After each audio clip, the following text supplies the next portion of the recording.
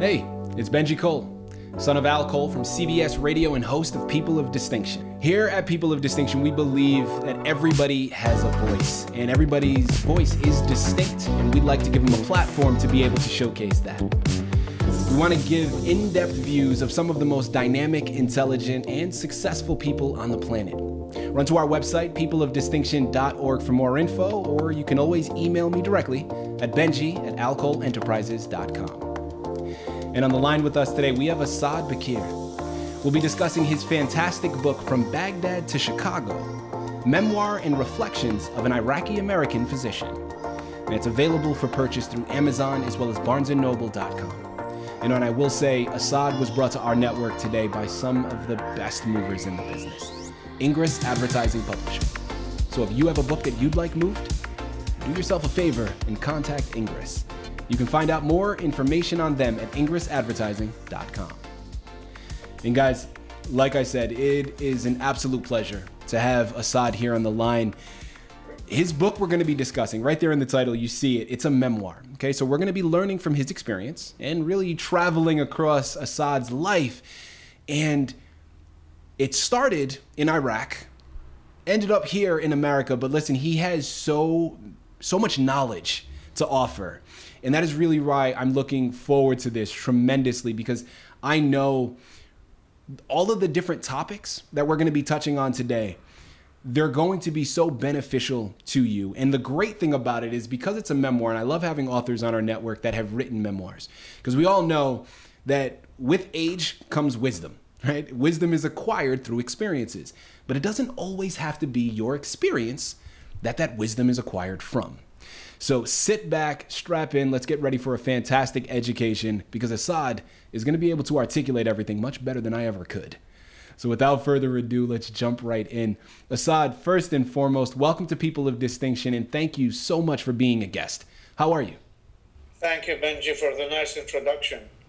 Absolutely. Absolutely. Well, listen, I truly meant it. Okay. We're very much looking forward to this, and we're really looking forward to all of the knowledge that we're going to be able to take from you. Now, I know we have so much information to cover, and this first question, of course, because the book is a memoir, may tie into it. And if it does, totally fine. Let's go right into the book. Start, Asad, by telling our listening audience a little bit more about yourself, please. Yes, thank you. I was born in Baghdad, Iraq. Actually in Kadhimiya, which is a section of Baghdad, in 1944, around the time when World War II ended in the European theater. And of course, I went to school there, and in high school I went to Baghdad College, which was established by the Boston Jesuits in Baghdad in 1932, and that was one of the happiest periods in my life, and it also really introduced me to America, if you like, the culture, the literature, and so on. And the teachers were great, and I think, when I look back now, I think it was Baghdad College that made me decide to come to the U.S., for postgraduate, education and training. Mm-hmm. After Baghdad College, I went to medical school, which is 6 years in Iraq, and afterwards, I went into the Iraqi Army Reserve Corps. That was a compulsory thing. So I was, when we graduate, there's 6 months of school and the training, and doctors graduate as second lieutenant, and that was an experience as well. I learned much about the Army, certainly the motto that, obey, do not argue. Right, absolutely, absolutely. And then I spent some time in northern Iraq, when there was war going on with the Kurds. So that was a very rich experience, and I learned many life lessons from that. Afterwards, I did an internship in the University of Baghdad hospital. It was called Madinat al-Tabb, which means the city of medicine. So I did a year there, and then because the political atmosphere was getting more suffocating and taking the shape of a fascist regime, I decided to leave. I went to England. I worked there for about 8 months. I also learned a lot of things about, the English people and so on. That was around 1970, 1971. And then I took my ECFMG exam. That's the Educational Council for Foreign Medical Graduates in London, in a place called Seymour Hall. There was a friend with me and my cousin, and we took it at the same time. We passed, and then I applied to the U.S. I had a cousin here in Chicago, a cousin and his wife and kids, and both of them had trained at Cook County Hospital, and they basically insisted that I should apply there. Now, I knew about Cook County Hospital because it had a long history and actually a bright and honorable history, and many outstanding physicians had worked and served there. They established the first blood bank in the U.S. The pathology was plenty. There was a lot of pathology and a great experience to be gained. So I decided to apply there, and I came to Chicago, and there was actually a brief test and an English test, but I was excused from that, and so I did 3 years of a straight medical internship at Cook County Hospital, and I think I learned there maybe 10 times. Those 3 years may have been like 15 years in any other place. The plethora of pathology, all the illnesses, and of course the more sad aspects, the diseases of alcoholism and intravenous drug use, and so on and so forth. Right. And then after the residency at Cook County Hospital, I did my renal fellowship. It was a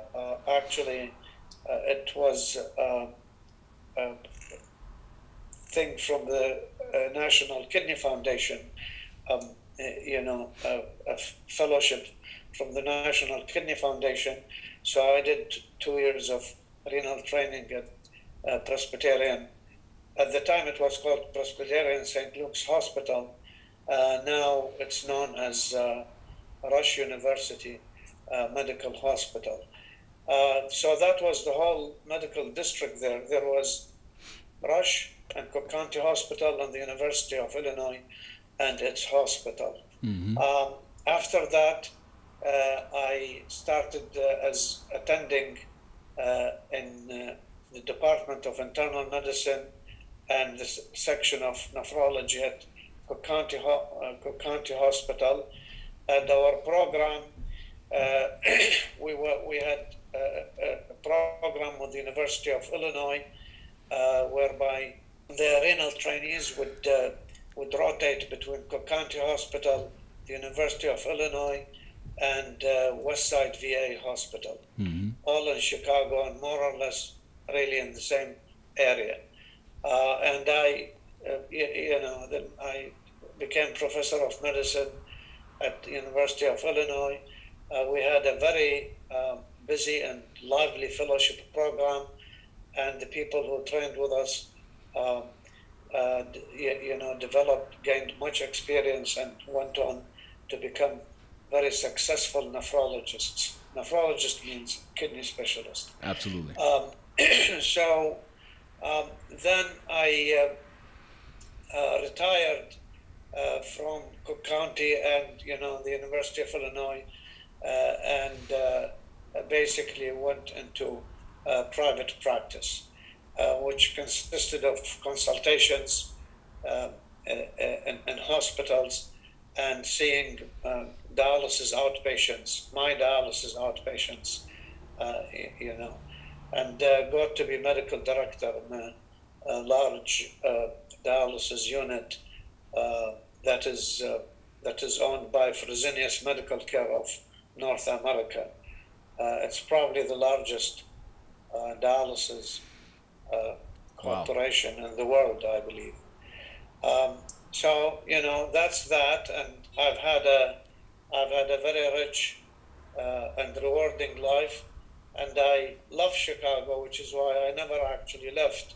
I could have left for fellowship somewhere, another state, another city. I actually interviewed in different places, or that picked up my career in another place. But I loved Chicago. It was very interesting. The people were very nice. And my own bias is that, and I hope I'm not offending anyone, is that the people of the Midwest are probably the best, not just in America, but in the world. Oh, that high praise there, Asad. High praise. Listen, I'm born and raised on the East Coast, so I think we can battle you guys a little bit. I mean, Midwest people are very nice, right? But yeah, East Coast, I think we're okay. We're okay too. Asad, thank you very much for everything that you've just articulated. I mean, guys, I said it. Sit back, strap in, get ready for this education, because there is so much to be gained. There's so much that Asad is offering here. Now, Asad, I want to go into some specifics with the book. And one area of topic that I really want to touch up on is you talk about the Arab Renaissance in your book. First and foremost, I mean, really we know the term, of course, Renaissance, and really what that generally pertains to. But I'm curious, talk to us about what the Arab Renaissance was and really give us your firsthand experience. Well, I mean, there was a history of a brilliant Arab, and Islamic civilization that lasted almost a millennium. But then, of course, like with all civilizations, it declined and disintegrated. And then, so much of the Middle East came under foreign rule, but these were generally, Muslim rulers. It was like an Islamic empire. And the last empire to rule was the Ottoman Empire. And as you know, it was defeated in World War I, by the Allies. The Ottomans fought with the Germans. This is, of course, the Kaiser, I'm not talking about Hitler. Yeah. So they fought with the Germans, and the Allies, of course, were, England and France, and Russia, which basically got out of the war with the Bolshevik Revolution and so on. At any rate, so during the Ottoman rule, the Arab countries really, actually after the 11th and 12th centuries, Arab civilization lost its luster and dynamicity, and then, there was gradual decline, of arts and the letters, science and math, and that kind of thing. And under Ottoman rule, these things became even worse. So it was really, especially for Iraq, it was like a dark age. Now, Arab Renaissance actually was triggered just like, it was the Arab and Islamic civilization that actually ignited the Renaissance in Europe after the so-called Dark Middle Ages. This time around, it was the contact with the West that ignited the Arab Renaissance. Wow. So there was, and actually it started with Napoleon's invasion of Egypt in 1798. So that was really the kind of, in modern times, the first direct contact, of the Arabs with the West and Western civilization, and that was the thing that ignited the Arab Renaissance. So suddenly there were, first of all, there were a lot of translations of Western literature, especially European literature, and also later on, of course, Russian literature. The giants of 19th century Russian literature, English, French, Italian, American. So there were a lot of translations, and then there were publications. Authors started to write books that would have been very daring and perhaps dangerous before that time. So there was more and more tolerance. People could really write different things, some of them quite daring, some of them provocative intellectually, perhaps politically and religiously. And, people read them, and they hardly ever went to jail for what they wrote. The art of the novel was almost unknown in the Arab world. I mean, there was a lot of literature and poetry and so on. Right. But the novel developed, and and there were some outstanding novelists. One of them was Najib Mahfouz. He's known as Najib Mahfouz. He got the Nobel Prize in Literature. There was, of course, Ala al-Aswani, who wrote the Jacobian Building, another outstanding novelist. There were poets, and history was actually, Arab and Islamic history was not reinterpreted, but it was looked at, in the eyes of Western scholarship. So, people became much less intolerant about the interpretation of Arab and Islamic history. And for instance, there was a famous Egyptian man of letters, Taha Hussein. He was blind, but he wrote about that.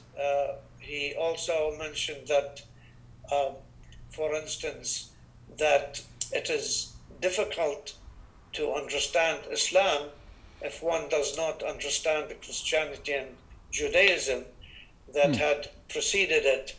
And, and of course, the stories in the Quran, the Muslim holy book, are more or less the same as the stories in the Bible and the Old Bible, of course, yeah, the Genesis. And those were actually derived from ancient literature, from the Sumerians, 3500 to 3000 BC. The legend of Gilgamesh, and the legend of the deluge, which is essentially more or less the same as Noah's flood. Right. At any rate, so there was this whole ferment of publications, reading public. The Arabs are actually very good readers, especially in Egypt, Syria, and Iraq.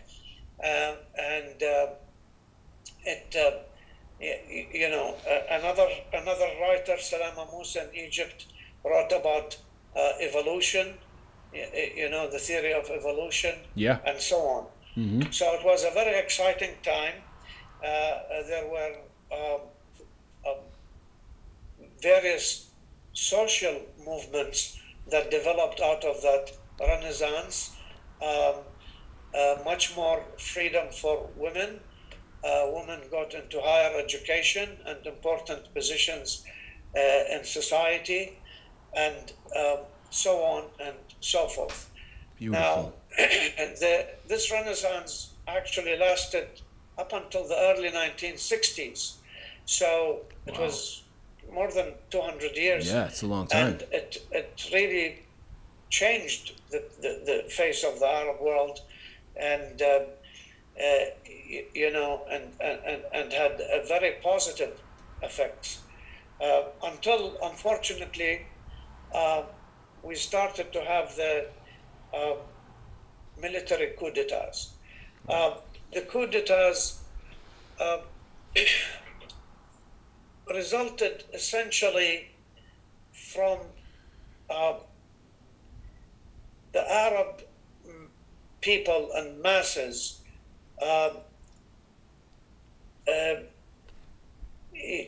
resenting the colonialism of the British and the French, in the Arab countries and elsewhere, of course, in the Middle East. Right. And they kind of blamed those governments, which were largely, monarchical, but certainly the monarchical regime in Iraq was well-meaning, and they developed Iraq to a great extent. Mm-hmm. But the masses, including a lot of people in the military, resented the influence, the persisting influence of the British in Iraq, and Egypt and so on. Right. So these governments were never popular, although it was basically the age of this Renaissance. They were never popular, and then we had these coup d'etats that happened.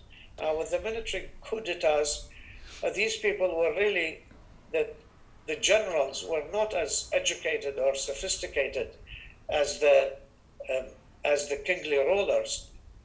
Those rulers, they had studied well. They were very educated. Many of them had been to the West and did some study there, and so on and so forth. So these people came in, the military. They were, of course, much less tolerant of liberties, individual freedoms and so on. Right. And they expected, they expected the cabinet, the people whom they employed for the cabinet and other positions, basically to do what they said. I mean, they were used to giving orders in the army, and that's the way they behaved. Mm-hmm. And they really, very few of them understood, the global situation, power politics, the politics of oil, and so on. So they made huge mistakes, political mistakes and social mistakes. And of course, they were not happy with this Renaissance. So,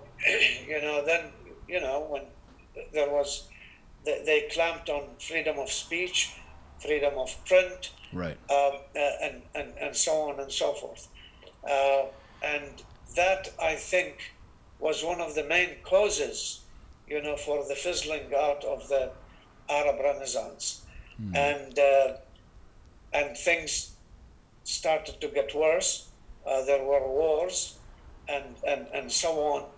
And now, when we look at places like Iraq and Egypt and Syria and other places, the middle classes have more or less been decimated, and the level of general education has really regressed tremendously. So that's what we see nowadays in the Middle East. And the policies of those military regimes really led in one way or another to the degradation and almost destruction of societies, certainly in Iraq and Syria and even Egypt. So this is the situation, and I explained that in more detail and in my book. Absolutely. One last time, here on the line with Asad Bakir. We just finished discussing his fantastic book, From Baghdad to Chicago, Memoir and Reflections of an Iraqi-American Physician, available for purchase, as I stated, through Amazon as well as barnesandnoble.com. Do yourself a favor. There is so much wisdom to be acquired with this book. You got to do it. You got to go pick it up. Amazon and Barnes & Noble are the places you have to go. Thank you very much, Benji, for giving me the opportunity to express some of my thoughts and a small part of my memories. And, I'm sure, I have much more to say, but maybe another time. Absolutely. But thank you for the opportunity. Asad, thank you once again for being a guest with us today on People of Distinction. We truly appreciated having you as a guest. Come and be a guest with us on People of Distinction.